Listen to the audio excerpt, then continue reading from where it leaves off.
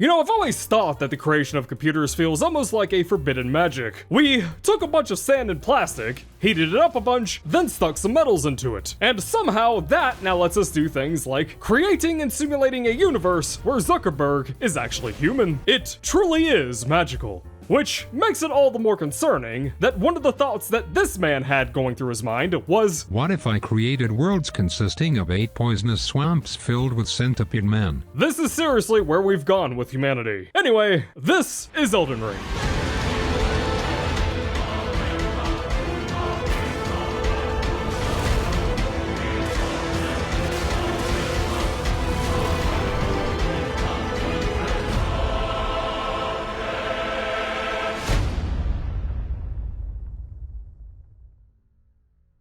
You'd think with all the praise and ball rubbing being given to this game that it came from a meteor sent by Galaxy Jesus. And it's true. His name is Hidetaka Miyazaki. And one faithful day, in 2004, he decided to join From Software to work on an Armored Core project, before eventually making the casual decision to change the lives of everyone forever by developing Demon's Souls, a spiritual successor to Kingsfield, a series which was probably only played by 4 rats. But despite that, Demon's Souls is the entire reason why titles like Bloodborne, Sekiro, and of course Dark Souls exist, even if it faced an uphill climb to success.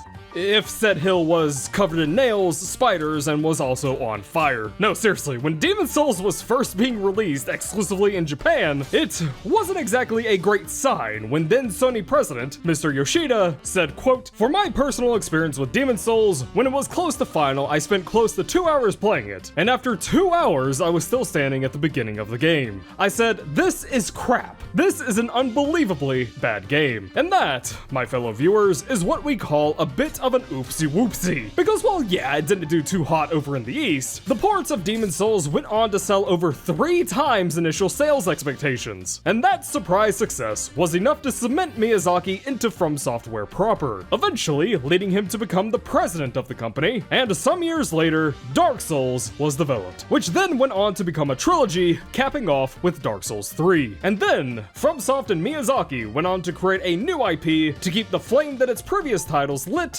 burning. Which leads us to Elden Ring, the closest thing to e-heroin I think I've ever experienced. So now, let's take it from the top. Elden Ring is an action RPG, with a big focus on combat, character building, rolling around in swamps filled with what I can only describe as Poison 2, and world exploration. You play as one of the Tarnished, as you're thrown into the world of the Lands Between, a fantasy land so fantasy that you can almost hear what seems to be Elijah Wood raw dogging a D&D board. A magical MacGuffin, the titular Elden Ring, is the core of the Erd Tree, aka Tree God. The Erd Tree granted the inhabitants of the land it deemed worthy blessings and power, with the Elden Ring itself held in favor of Queen Marika, ruler of the Lands Between. Along with her demigod children, they held order over the land, until some twats decided to steal a fragment of the ring and proceeded to assassinate many of Marika's own. Marika, quite understandably, did not appreciate this and soon disappeared from sight. Meanwhile, the Elden Ring mysteriously shatters into pieces, with Marika's surviving children scavenging for the largest of the Elden Ring shards, known as Great Runes, to gain power and clout. Of the few that survived, 6 of these demigods and 1 Hogwarts teacher got their hands on a Great Rune. Godprick the Golden, the King of Evil, Ganondorf, Melania, Blade of Milk Toast, Praetor, Rykard, Moonwife, Renala, Mog,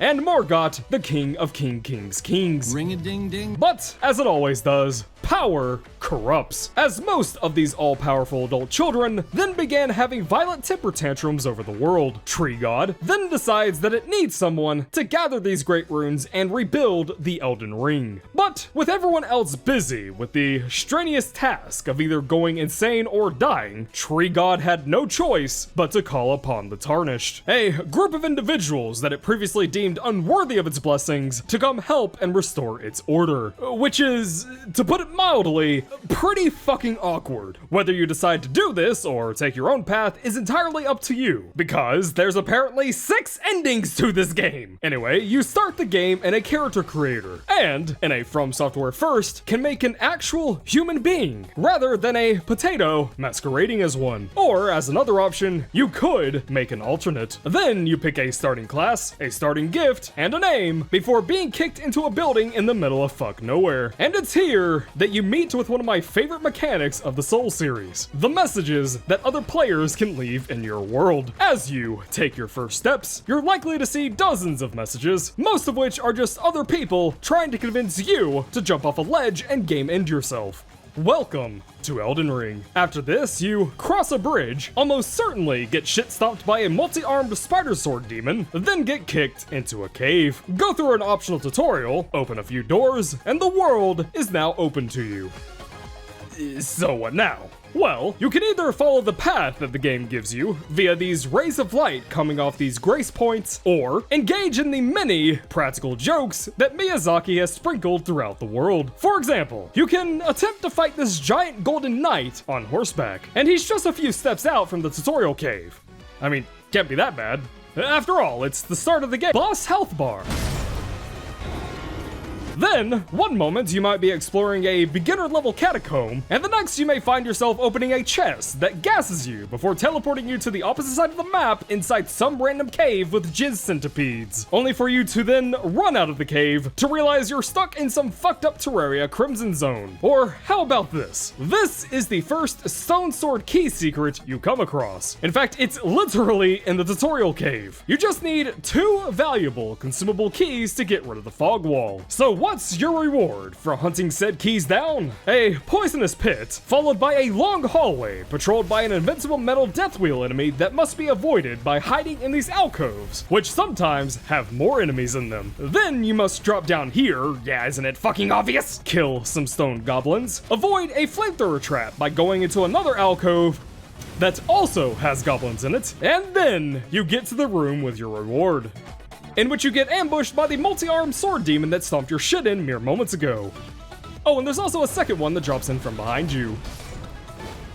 Again, welcome to Elden Ring. But regardless of where you start, your journey begins. Activities include being bled to death by dogs, finding new gear, uncovering parts of the map, meeting depressing NPCs, getting hugged by invisible assassins, leveling up, upgrading your gear, co-oping with people, invading other people, and falling off more cliffs. And that's the majority of what you'll be doing in this colossal world, so let's talk about some of them. Combat is a fundamental part of these Souls-like titles, and it is crucial for players to get a good hold of it, because I've seen some of you people throwing your faces into a giant's crotch and then being surprised when it proceeds to use you as a wank aid. These games certainly are hard, but a big number of you make it way harder than it needs to be. So, let me help with that. Here are Triburos' fundamentals to Soulsborne combat. Whenever you attack, regardless of whether you're using a sword, spear, axe, or spell, you're doing it in one of 3 states. Let's call them preemptive, neutral, and retaliatory states. Preemptive strikes are when you smack a mob knowing that they're trying to wind up their own strike. You do this with the goal of stunning them out of their own attack, and this works best against smaller enemies and when using big dick weapons. Neutral strikes are when you hit a mob that isn't doing much of anything.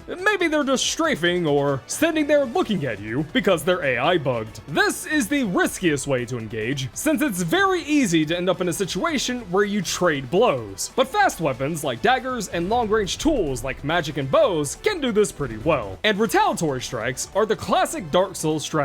Either block or dodge an attack, and then, well, retaliate while the mob is recovering from their own attack. This strategy works with pretty much all builds and against any enemy, but requires heavy knowledge of the mob to be effective, since many enemies can start up another attack following the initial one and bop you if you try to attack them too soon. With these 3 fundamental attack strategies, I promise you can handle any fight in the game. It just comes down to knowing when to apply which strategy to what mob and then executing it properly. And honestly, if I ever come across an enemy that is super problematic, I have a simple checklist that I follow. First, do you deal decent damage to them, and are you able to resist dying in one hit? If you answer no to either of these, then Second, can they be stunned reliably? If so, excellent. Just take initiative and swing until you're low on stamina or they die. Simple. If you can't consistently stun them, study their moveset. Stay just outside of attack range or have a shield up and bait out their attacks. See what moves they can and can't follow up on. Then, once you see an attack you know they're forced to recover from, go in for a strike. See how many hits you can get in before they recover. Rinse and repeat until they fall. And now hey, even knowing this, you can and will still die.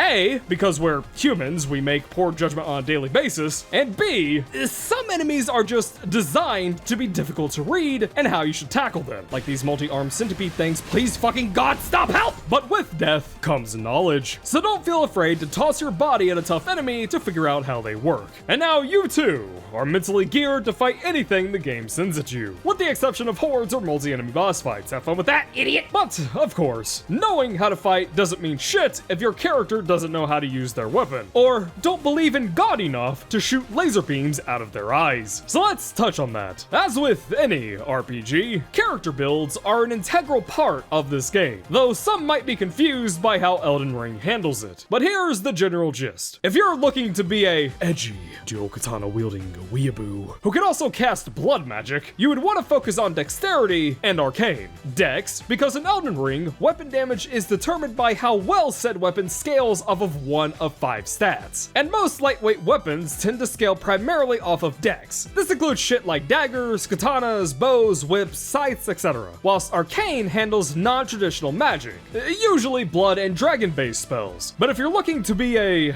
big meatball who wields a sword twice the size of their body and believes in God so much they can throw lightning from their hands, then you'd specialize into strength and faith, with some extra endurance and vigor to help sustain your massive cock. Which brings us back to the starting classes, because you would be forgiven for believing that if you picked, say, Hero, the starting class with the highest strength and lowest intelligence, that you'd be restricted to only ever being a caveman. But you would be wrong, because there's no fundamental restrictions between these classes. You could give this nerdy little twink mage a colossal greatsword, and he could swing it just fine, because you could still level strength on this class. You could level any stat on any class with the same effectiveness. So instead, the classes serve as a sort of jumpstart to your character's stat spread. If you're envisioning a character who's a hardcore atheist, who's more interested in studying space rock magic, you'd probably want to pick Astrologer. But there's nothing really stopping you from pumping up your faith stat later and performing just as well as a confessor or a prophet. So, just pick a class who starts with a stat spread that is as close to the build that you're imagining. And remember, in Elden Ring, there are no hard set classes. For instance, there isn't a starting class that focuses heavily on both of these schools of magic, but you can make that build, and there's even weaponry that you can find or infuse to complement that build. In short, classes mean jack diddly. They can all end up swinging the same sharp sticks, and all of them will die in the same way. Speaking of people dying, check out these cool NPCs.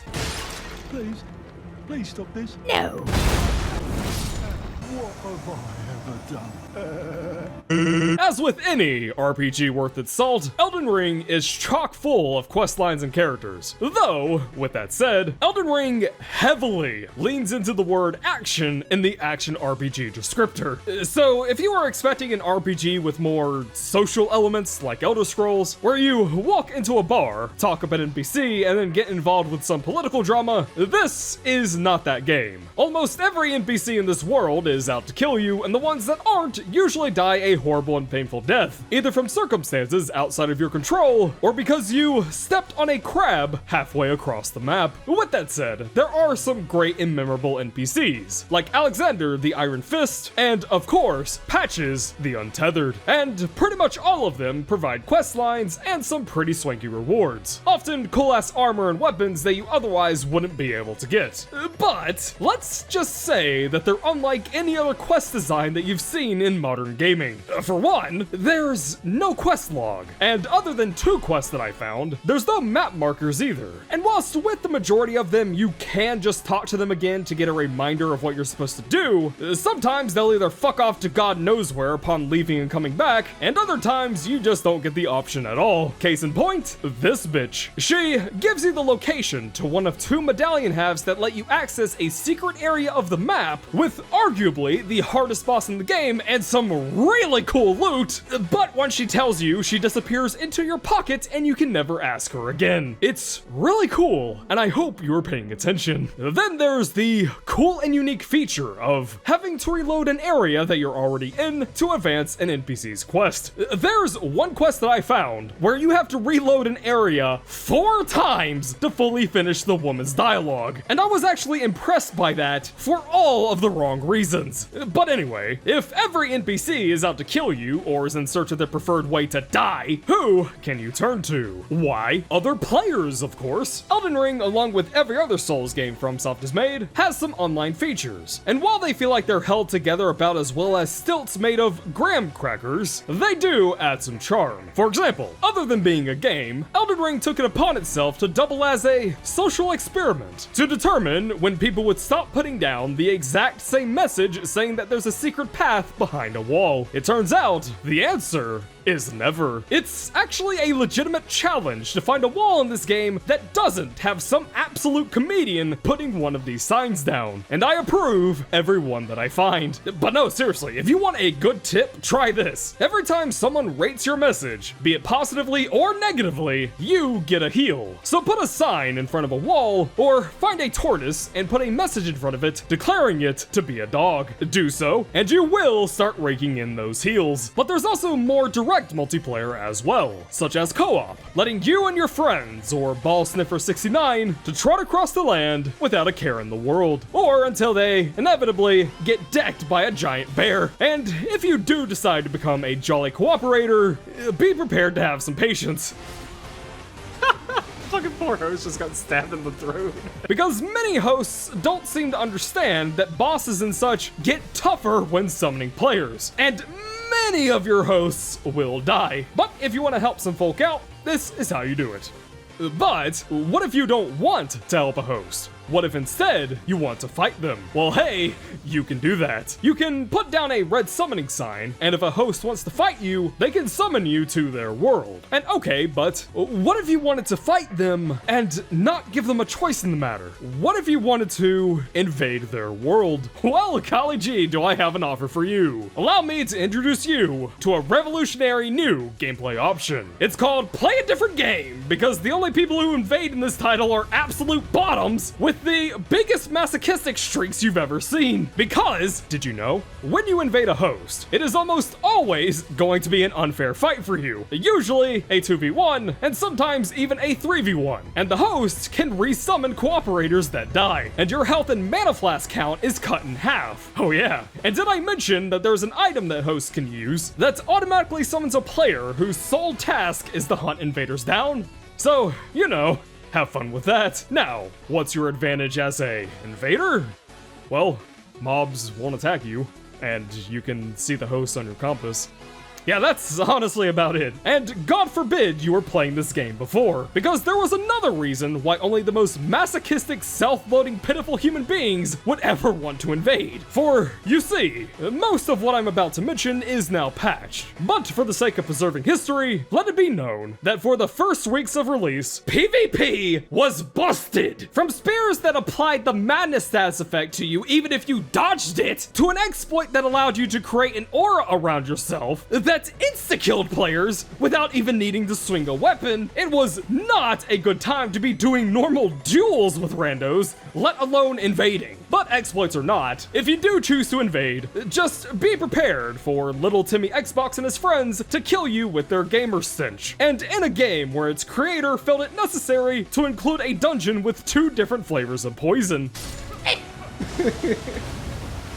Who are you? Is it really necessary to have poison here? Yeah, there's poison. Oh, and also there's rats in here.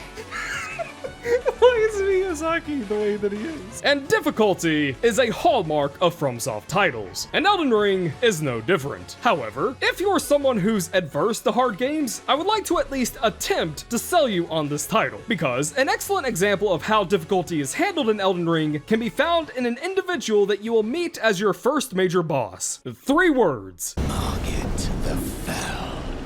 Margit is the first main boss that players must beat to progress. By the way, to the veterans who are gonna say that's incorrect, just hold on, I'll get to that in a bit. This isn't like that crazy-ass spider arm demon thing, where you were meant to have your organs forcibly donated to it, nor is it like the tree sentinel, who is completely optional and never has to be killed if you don't want to. Margit must be defeated to proceed to the northern section of the map. And speaking as someone who has beaten all of the Souls games as well as Sekiro, Margit, in my opinion, is one of the most brutal first required bosses of the entire FromSoft series. And before continuing, I know some of you who've played this game will be commenting, well, I didn't think Margit was that hard, I should stop to. To which I say that's fair, because everyone has that one boss that is universally thought to be difficult that they kill easily, and everyone has a boss that almost no one finds hard that they get decimated by. All I ask is that you try to understand why others may find this boss hard.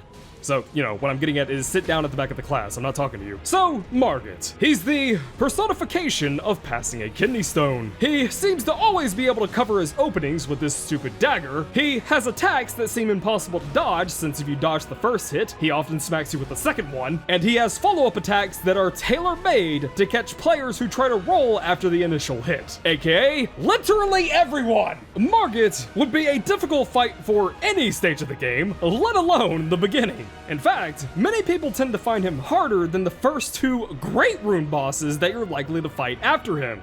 But here's the thing, I believe Margit was designed this way on purpose, as a way of telling you to fuck off and go explore the giant world.